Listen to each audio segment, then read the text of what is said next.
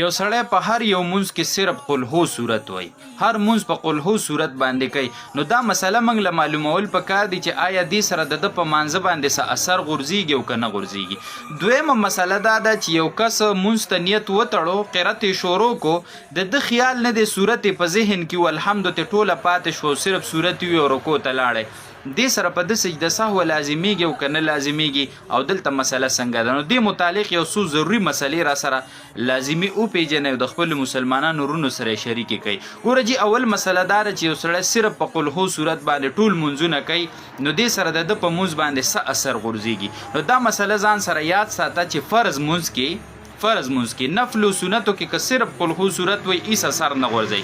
فرض منځ کې دا مسله ده که چاته نور صورتونه یاد وي، بل صورت ورته یاد وي، نو دل نه دی پکار چې صرف په صورت اخلاص باندې صرف په قل هو باندې دې سو کی په هر رکعت کې دا قل هو وای، ځکه دې سره به د منځ ګرځي مکروه به ګرځي، هغه غټ کراهت نه راځي. کوم چې مکروه تحریمی دی هغه غټ نقصان په منځ کې نه راځي، کراهت تنزیهی راځي. یعنی بهتره دا دل نه ده چې د تنور صورتونه یاد دی او د صرف قل هو صورت وای.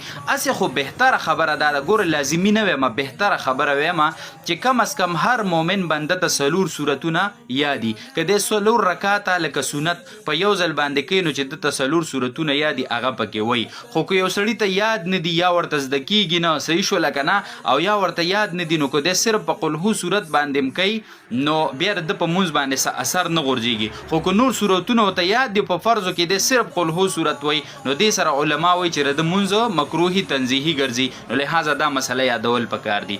دویمه مسله دا ده چې یو کس منځ ته نیت وتړو او صورت په ذهن کې والحمد ته پاتې شو، ډاری کې صورت شروع کو رکوع ته لاړې، نو دا یاد ساته چې په د سجده سهو لازم شو، دله پکار دي چې په اخر کې د سجده سهو وکي.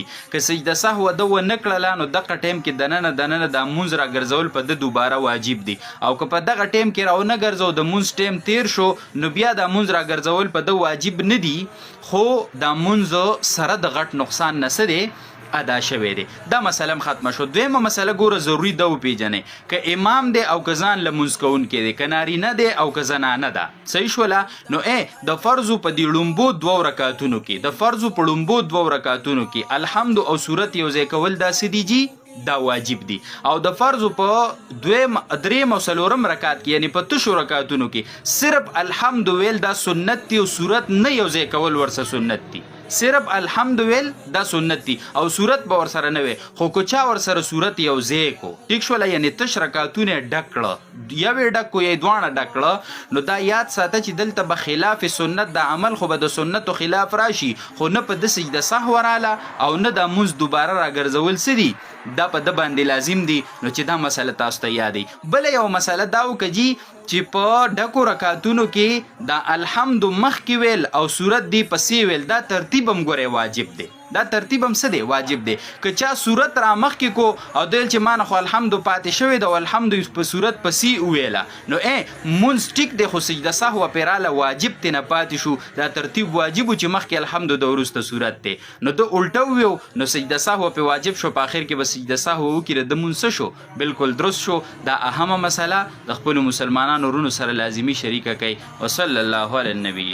کم کسان چې د زنا غوندې ناکار عمل کې مبتلا دي او زړی غواړي چې د دې بد عمل نه الله نجات راکړي او په سمه لار باندې راشم، نو د دې دپاره علما کرامو کمې طریقې او کم اعمال په کتابونو کې ښودلي دي. انشاءالله العزیز که دغه اعمال او دغه طریقې تاسو خپلې کوئ نو الله به درته د دې بد عمل نه څه درکړي، نجات به درکړي.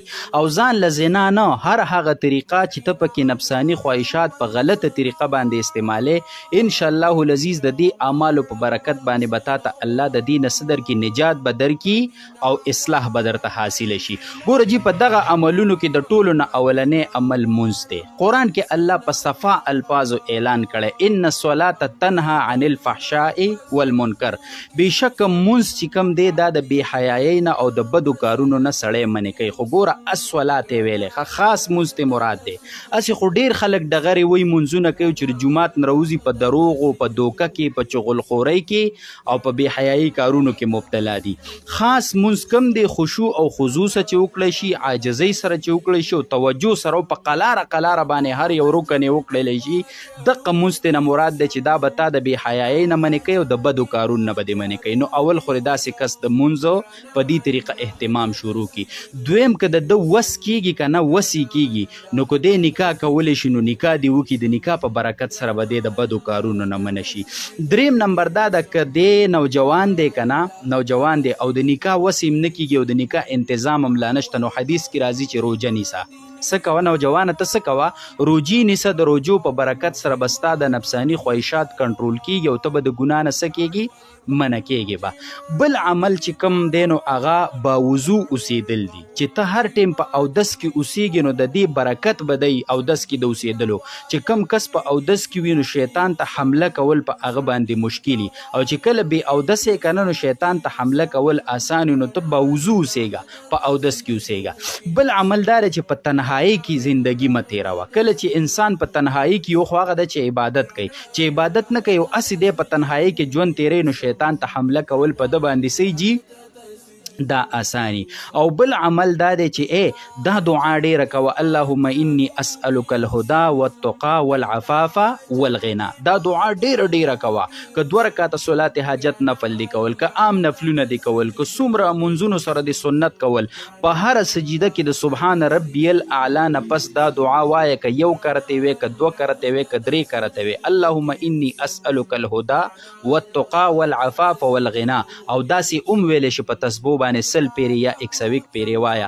انشاءالله العزیز د دې اعمالو په برکت سره به الله تا ته د زنا غوندې ناکاره عمل نه څه درکړي نجات درکړي. او بل یو کمالي عمل درته وښیم چې دا پکې ډېر کمالي دی هغه دا ده چې د شپې د تهجدو توفیق چاته الله نصیب که که نه یاره په دې تهجدو کې دومره کمال دی تاسو تجربه وکړئ چې د ورځې د بالکل د ګناه نه دا نظر نه دی دا د بالکل داسې راتاوی ته وې چاره له مخ راتاو بالکل دومره سپورټ ورکوي که نه او دومره مدد ورکوي د ورځې د ګناه نه په بچ کېدو کې د شپې په صحیح طریقه باندې تهجد هغه د 2 رکعاته ولې نه چې دا انسان کوي نو دا به الله د ورځې د ګناهونو نه څه ساتي محفوظ به ساتي.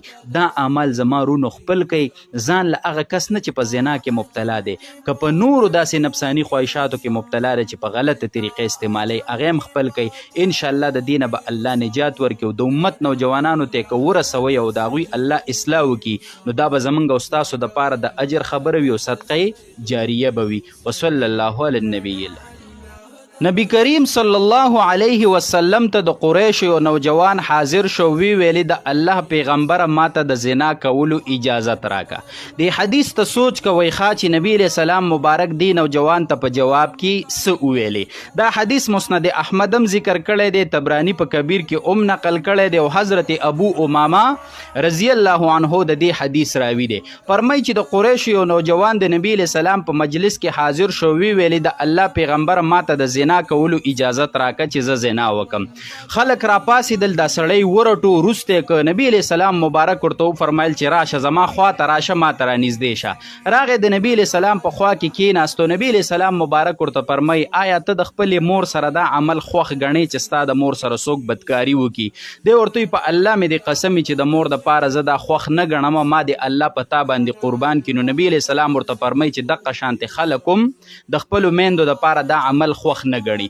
به ورته فرمایي آیا ته د خپلې لور دپاره دا عمل خوښ ګڼې چې څوک ورسره داسې وکړي؟ نو دی ورته بیا قسم خوري چې هېڅکله زه دا خوښه نه ګڼم ما دې الله په تا باندې قربان کړي. بیا ورته خور یادوي چې آیا ته د خپلې خور سره دا عمل خوښ ګڼې چې څوک ورسره داسې وکړي؟ دی بیا قسم خوري ورته وایي ما دې الله په تا باندې قربان کړي زه هېڅکله د خور دپاره دا عمل خوښه نه ګڼم. نو نبی علیہ السلام ورته فرمایي چې دغه شانته خلک هم د خپلو خویندو دپاره دا عمل خوښ نه ګڼي. بیا ورته د مور خور یادوي د پلار خور ورته یادوي تروریانې ورته یادوي چې د هغوی دپاره ته دا عمل خوښ ګڼئ چې څوک ورسره داسې وکړي. نو دی بیا قسم خوري ورته وایي چې ما دې الله په تا باندې قربان کړي زه هېڅکله د تروریانو دپاره دا عمل خوښه نه ګڼم. نو نبی علیہ السلام ورته فرمایي چې دغه شانتې خلک هم د خپلو تروریانو دپاره دا عمل خوښه نه ګڼي. سوچ کوه ښه نبی علیہ السلام مبارک د ته په ذهن کې دا خبره ورچي چې ته د زنا اجازت غواړې او ته د یو ښځې سره زنا کې نو دا به د چا موري د چا به خوري د چا به لوري د چا به تروري صحیح شوله. څنګه چې ته د خپلو تورسرو دپاره دا خوښ نه ګڼې چې څوک ورسره دا عمل وکړي، نو ته بیا د پردی تورسرې سره د دې عمل کولو اراده او اجازت څنګه غواړي؟ د دې نه پس راوي وی فوضع یده علیه، نبی علیه السلام د خپل لاس مبارک په دې نوجوان باندې کېښود او ویې ویل اللهم اغفر ذنبه، الله ګناه ماف کا، وطهر قلبه، زړه صفا کړه دې ناکاره ارادو نه، وحسن فرجه، د شرمګاه حفاظت یې وکړه، شرمګاه محفوظ کا. صحیح شوله که نه؟ نو بیا راوي وایي چې د دې نه پس دې نوجوان هیڅ چا طرف ته په دې نظر باندې کتلي نه دي. زمارونو یو بل حدیث درته وایم، زنا دومره ناکار او قبیح عمل دی، دومره ناکار او قبیح عمل چې څوک پکې مبتلا دي په دقه ځای ودرېږئ، ګورئ د تباهۍ او د هلاکت سره مخامخ شئ. د کنز العمال په یو حدیث کې راځي چې د شرک نه پس د الله په نسب باندې لویه ګناه د هغه قطرې نه نشته دی چې کومه قطره، کومه نطفه، کوم ساس کې سړی په هغه ځای کې ورواچئ، په کوم ځای کې چې د ده دپاره حلال نه، یعنې زنا ترې نه مراد ده. د حدیث نه ثابت شو چې د الله په نزد د شرک نه پس لویه ګناه چې کومه ده هغه زنا ده. لہذا د دې قبیح او د دې ناکار عمل نه څه شئ، زما نوجوانانو رونو او بعضې تورسرو د دې نه رامنه شئ. او که کوم پکې مبتلا یې او د دې عادت نه ناوړئ او تاسو وایئ چې موږ ترې ځان اړول غواړو چې څنګه ترې واوړو، د دې دپاره چې علماو په کتابونو کې کمې طریقې او کم وظایف او کم اعمال ښودلي دي، انشاءالله العزیز هغه درته په سباني کلیپ کې بیانوم. خو دا نننی کلیپ د امت نوجوانانو ته ورسوئ، د امت تورسرو ته ورسوئ. که عمل پرې وکړي او اصلاح راشي نو زمونږ دپاره به صدقه جاریه او د اجر خبره وي. وصلی الله علی النبی.